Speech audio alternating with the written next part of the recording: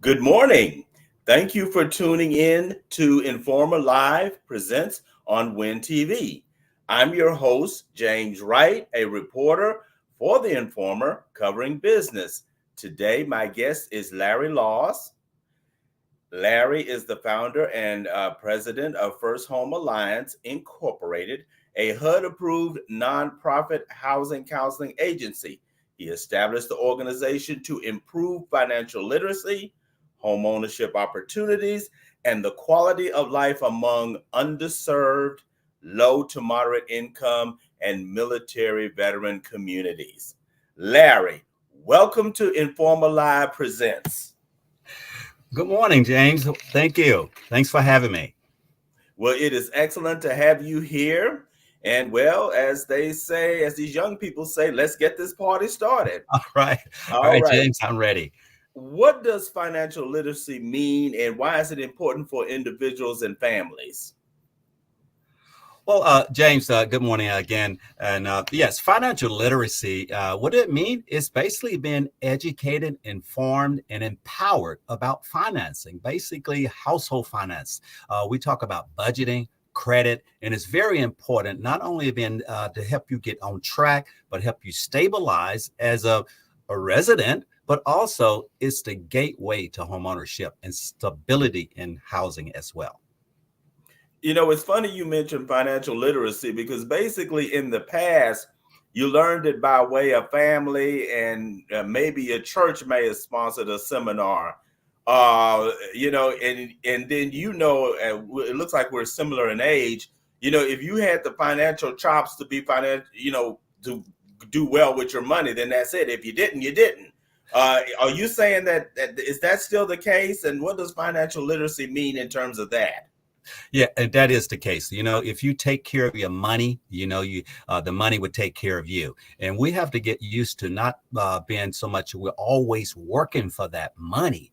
But if you really understand money and financial literacy, you're actually going to have that money working for you. And so get smart with it, understand it, and also it is a tool to get those things that we want. So understand that to learn, be educated on money, and you're going to be very stabilized in reference to making those financial decisions that you have to make, whether it becomes a purchase, whether that becomes financing for a car. And of course, we're talking about home ownership and also into the future and investment.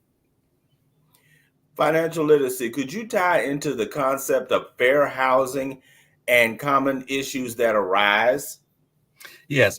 Well, we just completed the Fair Housing Month, and fair housing is very important. Fair housing is actually an amendment on top of the civil rights. So we have Civil Rights Act, enacted right after the Civil War, and so afterwards, there was a lot of discrimination, among jobs and employments and housing. And so in 1968, right after the Dr. Martin Luther King passing prior to his funeral, they enacted an amendment, with the fair housing to ensure that there was no discrimination, among housing. And so with furthering fair housing as First Home Alliance, Department of Housing and Urban Development, along with other HUD organizations, that is our mission. That is our goal, to ensure that there is fair housing, equal rights, and no one is discriminated against in reference to housing opportunities, but also education on housing and financial literacy as well. Oh, so you're saying fair housing. So that means that I can live in Ward 3, I can live in Bethesda, or I can live in Mitchellville, despite what I make. Is that what fair housing is? Not necessarily in reference to what you make, but we would not discriminate because of your color. Because when it comes to work or living in different areas, that color is green. And so shouldn't be the color of your skin. It shouldn't be your race, your religion, or any other orientations that could be held against you or discriminated against you to live there. But also to be financed for that, and for a real estate professional to even show you those properties. They cannot discriminate because of those things that would prohibit that are now prohibited by law. That's important for people to know. Talk about success stories and example of how your organization has made an impact. Well, James, we have made a tremendous impact since inception. We have actually educated over 20,000 households on financial literacy. We have helped over 5,000 households become first-time home buyers, and many of those first-time home buyers are veterans. And I'm very proud to share stories in reference to how we have helped our veterans. And so, up under the fair housing, we also help renters. And so, just recently, following the pandemic, one of our military veterans had a reduction in income. The industry that they are in, which is the airline industry, had cut back, and they was furloughed. So you have a transition in jobs and careers and things of that sort. So that was very difficult for him to keep up with all the expenses, including his rental expenses. So this veteran, we were able to bring in a veteran, provide the financial literacy for him, and educate them and empower them, the knowledge of want and budgeting, and also their financing, of course, keeping the credit impact, but also advocating on their behalf for funding to bring that veteran current within his rental situation and to stabilize his housing as well. Mm. Um, how can individuals and families educate themselves or improve their lives through financial literacy, particularly with what you're talking about, home ownership and fair housing? Well, James, I recommend that individuals start early, whether they are speaking of becoming a homeowner, whether 6 months or a year, but even up to 2 years out, you may not understand, know that you can purchase a home, whether you're a veteran or you're a resident. It really doesn't matter what your income levels are. Education is power. So I encourage you to be empowered with that knowledge. First Home Alliance, of course, you can find out information about First Home Alliance and the services that we provide at firsthomealliance.org. We provide financial literacy, a series of classes every Thursday. So it's firsthomealliance.org. Check out the upcoming events, and you can sign up and register for financial literacy every Thursday evening. Now, along with that, we want to talk about home ownership. When we recommend that you receive the counseling and empowerment, but in reference to home ownership, there's a capstone class, it's a HUD certified class that we conduct this class on a monthly basis. Normally, it's on the third Saturday. It's 6 hours in the classroom. There's another 2 hours that you're going to do on time in budgeting with your counselor. This class walk you through the steps, step one after the other through the home buying process, starting off with money management. We talk about credit, not only building credit, but maintaining good credit. We introduce you to loan officers and working with a lender, how you can qualify for a mortgage loan, and also working with a real estate professional, a real estate agent. And another area we cover that is very important, that home inspection need to be a high priority when first-time home buyers. And we walk you through the loan closing with settlement company and closing date. It's highly encouraged you complete this class, no matter what your incomes are, especially for our veterans. Let's get educated and put homeownership in our future. Let me follow that with this scenario. Let's just say that me and my wife, we want to become homeowners and we become excited. And so we look at all the banks that are out there. By the way, with this scenario, Larry, we're unbanked and we say, hey, Bank X has this interest rate where you only have 3%. Let's go there and apply for a loan, honey. And then we go there, we apply for a loan, and we get turned down.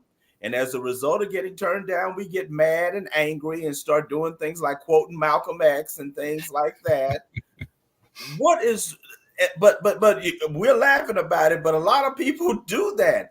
What was wrong with me and my wife and what we did and did not do?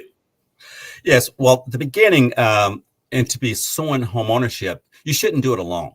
No way you should do it alone. And no, you don't follow that sign out to the open house, and that's your first introduction to homeownership, or walk into a bank and say, I need a loan for a home. That should not be the first step. You should seek out a nonprofit organization, a HUD approved housing counseling agency. We're the doorway to homeownership. You walk in, it's a non-biased environment. There's no commissions and things that are laid out. There's no ambiguities, and it's fair for you to come into a housing council agency that's going to assess your situation, basically see where you are now.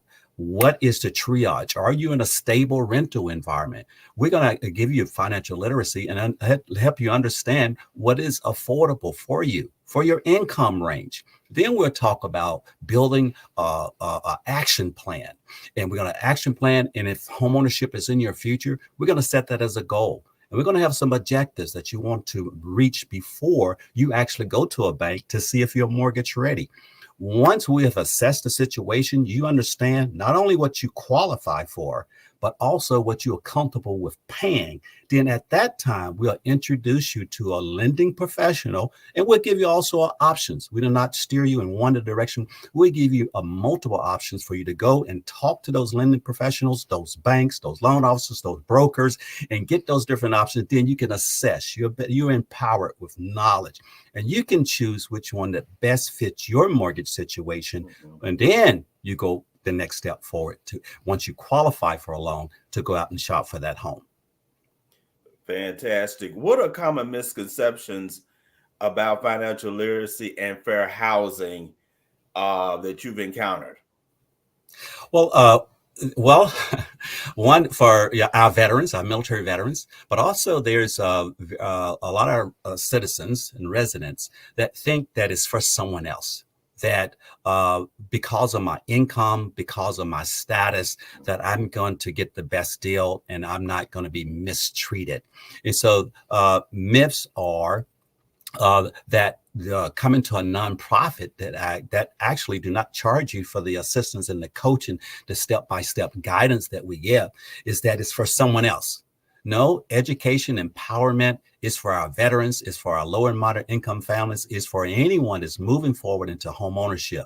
A Department of Housing and Urban Development certify organizations to help walk through the processes to ensure that you are being treated fairly and there is no discrimination in reference to you moving forward with your right for financial literacy and housing. Well, let me follow up on that in terms of veterans. You're a veteran. You have this big, huge cabinet department called the Department of Veteran Affairs. I mean, as a veteran, there's a section there, I would assume, that will help veterans get housing. Am I correct? Not necessarily. Yeah, we do have the VA Home Loan Guarantee Program. It's one of the 5 major benefits that our veterans earn.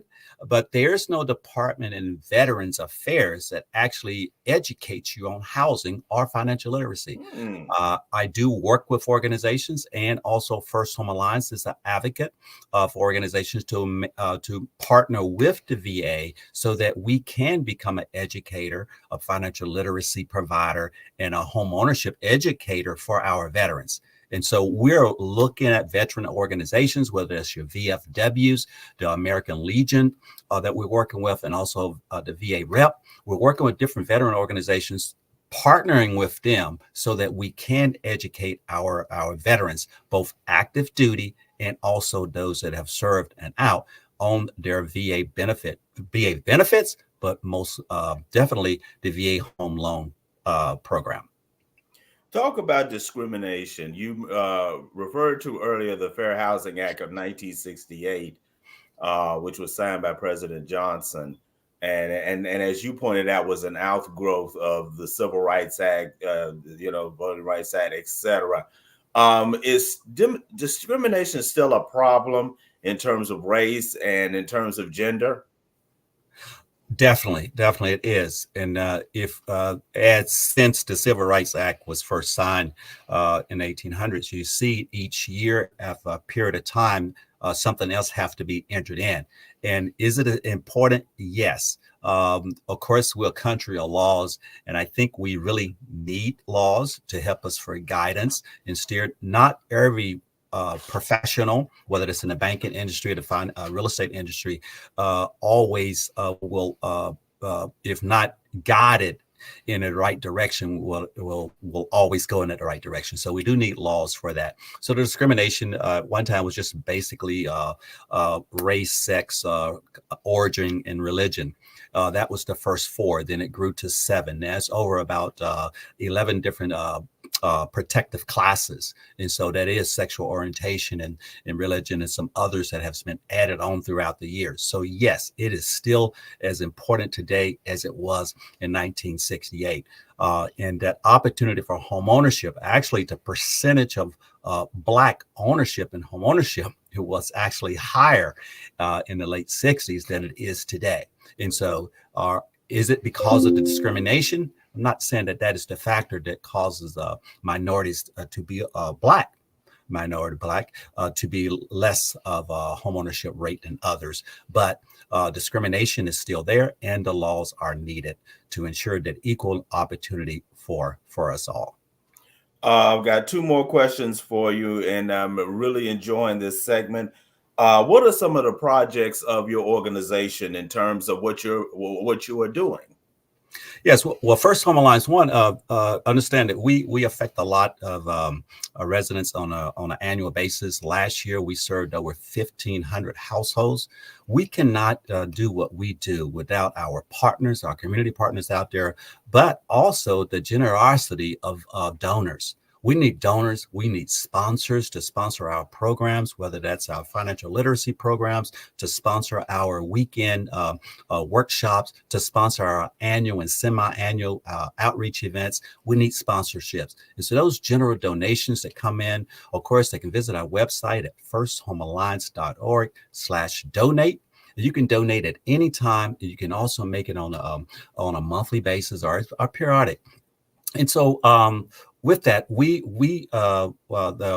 of the major programs we're working on now is moving to work directly with our military bases, but also we're reaching out to the youth population and working with the Boys and Girls Club of the Greater Washington area. I understand it's over 40 different clubs. We're starting off with 4 Boys and Girls Club, but we're going to share financial literacy with our youth. Two quick questions in reference to this. This is a good discussion. I just finished, let me use a scenario. I just finished college. I have all this student debt. So how in the world can I own a home when I got all this student debt to pay off? Do you have any recommendations? Yes, you most definitely need to get in contact with First Home Alliance, firsthomealliance.org, and come in and sit down and talk to one of our housing counselors and put home ownership in your plan. We will walk with you. We will do an action plan step by step. And yes, student debt, just like credit card debt, it is a debt, and it do reduce the amount of housing that you qualify for, but it do not eliminate you from being a homeowner or qualifying for home ownership. You may qualify for a lesser amount, but as you reduce your debt, increase your credit, and increase your income, then you will be able to purchase more house. One last thing. There is this movement and there's this talk around the country, and you probably heard this, about a forever renter, that it's okay to be just a renter. You don't have to deal with the issues of landlord or maintenance and upkeep of places and things like that. Talk about this renter forever movement, and what are your thoughts about that in terms of what you do? Well, almost definitely. Home ownership is not for everyone. No, because we are working with homeowners that have made the decision too early, or made the decision when it wasn't ready, or sometimes just because of crisis. It's a setback if you take on home ownership and you're not ready for it, for sustainment. So we want to make sure that it's an affordable situation and that home ownership is right for you. So some should be renters, but I would like for you to think about a little bit further. Think about the next generation. Think about that, you financing that landlord's dream. And so I am a landlord myself. And so, yes, there is a lot of individuals. I would not be where I am today if it wasn't for renters. And so a lot of other landlords are living their dream because of the renters. And so as a renter, is that your dream? Is that the dream that you would like to, to be profitable, but also you want to leave something for the next generation? Do you want to build wealth? And so think about that. Home ownership is one of the best ways and most stable ways throughout history of our country of gaining wealth and maintaining wealth and transitioning that wealth to future generations. And so that's what I would give to a renter. Yes, that is great. But what legacy you would like to leave for the next generation, and what is your plan? And think about real estate as a way of a vehicle of getting there. Thank you so much, Larry Laws, the president and founder of First Home Alliance. And I wish you all the luck in the future. And I hope you help many, many people achieve the dream of home ownership. Thank you for watching Informa Live Presents. And be sure to join us tomorrow at noon for Let's Talk with our publisher, Denise Roloff Barnes. Ms. Barnes will be hosting the Assistant Secretary of the U.S. Department of Labor, Lisa Gomez, Gary Charles, founder and CEO of the Advancement of Blacks in Sports, and Melanie Campbell, the president and CEO of the National Coalition on Black Civic Participation. I am James Wright, signing off.